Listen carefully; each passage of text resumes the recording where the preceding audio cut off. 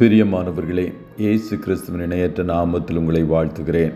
இந்த மன்னா டுடே என்ற டெய்லி பாட்காஸ்டை கேட்கிற உங்கள் ஒவ்வொருவரையும் கர்த்தர் ஆசீர்வதிப்பாராக.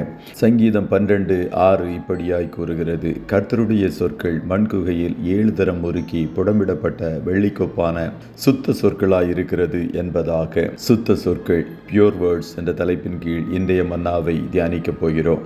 தாவீது தன்னை சுற்றி காணப்பட்ட தன்னுடைய நண்பர்களின் வார்த்தைகளை குறித்து கூறும்போது, அவர்கள் பொய் பேசுகிற பொய் நாவுகள் உடையவர்கள் என்றும், முகஸ்துதி செய்கிற இச்சக உதடுகள் உடையவர்கள் என்றும், இருமனமுடையவராய் 2 விதமாய் பேசுகிறவர்கள் என்றும், பெருமையான வார்த்தைகளை பேசி நாவின் வார்த்தைகளால் யுத்தம் செய்து மற்றவர்களை மேற்கொள்ளுகிறவர்கள் என்றும் கூறினான்.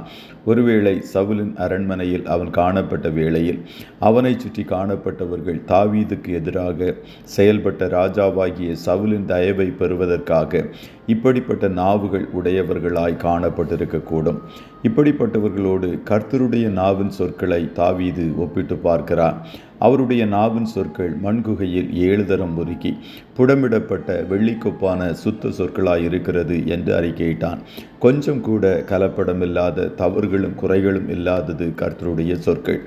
7 என்பது பரிபூரணத்தை குறிக்கிறது. தேவன் பரிபூரணம் உள்ளவராய் காணப்படுவது போல அவருடைய சொற்களும் 100% நம்பத்தக்கது, பரிபூரணமானது.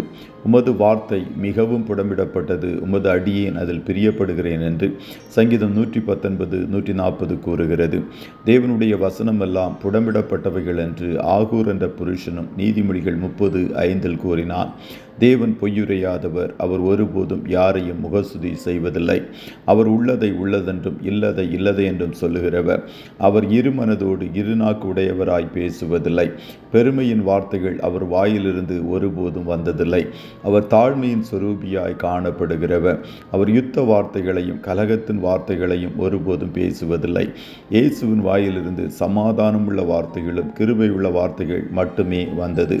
கர்த்தருடைய பிள்ளைகளே, நீங்கள் கர்த்தருடைய சுத்த சொற்களை அதிகமாய் நேசியுங்கள். எரேமியாவைப் போல கர்த்தருடைய வார்த்தைகள் கிடைத்தவுடனே அவைகளை உணவைப் போல உட்கொண்டு விடுங்கள்.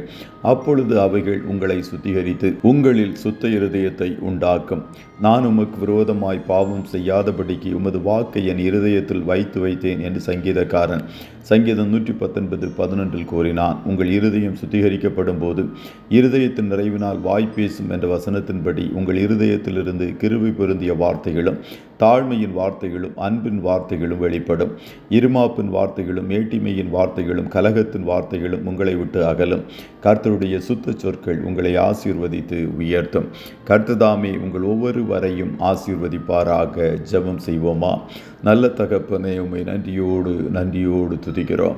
இந்த மன்னா டுடே என்ற டெய்லி பாட்காஸ்டை கேட்கிற உம்முடைய பிள்ளைகள் ஒவ்வொருவரையும் ஆசீர்வதிப்பீராக.